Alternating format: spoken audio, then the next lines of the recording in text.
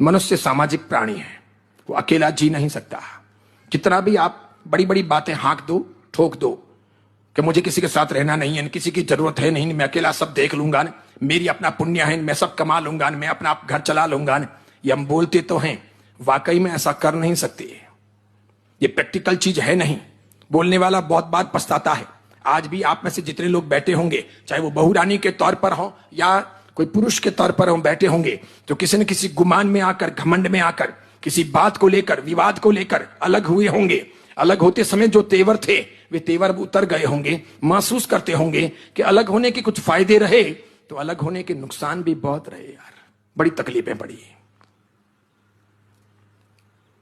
मैंने परसों मेंसिस की बात की थी कि पालना चाहिए। मुझे विदेश से और यहां भारत से कई लोगों ने लिखा है, महाराज साहब हम क्या करें, हम संयुक्त परिवार में नहीं है, विवादों को लेकर हम अलग हो गए थे। तो मैं, मेरे मुन्ने के पापा और मुन्ना, हम 3 जने रहते हैं। उनको कोई रसोई बनानी आती नहीं है, वो बहुत बिजी मैन है। अड़ोस पड़ोस में ऐसे कोई लोग नहीं है मेंसिस में हमारा हेल्प कर सके। हम कैसे पालें?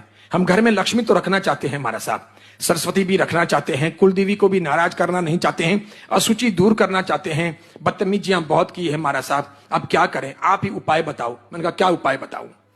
मैंने कहा अलग होते समय मुझे पूछा था क्या, विवाद करते समय पूछा था क्या? समस्याएं सबकी थी।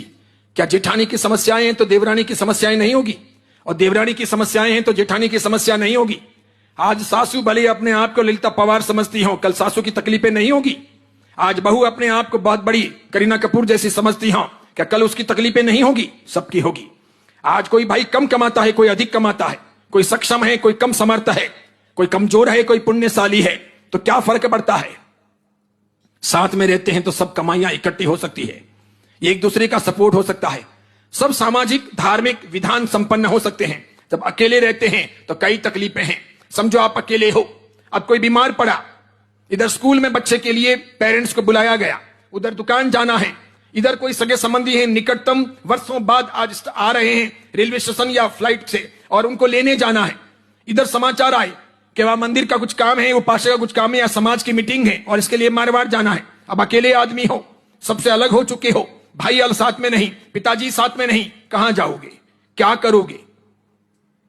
इसीलिए फिर सब संबंधों का विच्छेद करना पड़ता है। पत्नी को कहेंगे तू चली जा, पेरेंट्स को बुलाया है स्कूल में, तू चली जा। अब जो आए हैं उनको कह दूंगा यार मैं कर देता हूं ओला, तुम आ जाना, मैं लेने नहीं आ सकता। दुकान जाना जरूरी है, नहीं तो ये नौकर लोग सब मिलकर के मेरा धंधा चौपट कर लेंगे। दूसरी बात, जो बीमार पड़े हैं उनको पूछने जाना है तो अभी नहीं जाता हूं, बीमार पड़े हैं तो थोड़े बहुत दिनों के बाद में मरेंगे ही, तभी चला जाऊंगा। बहुत समझौते करने पड़ते हैं। साथ में रहने के कई फायदे हैं।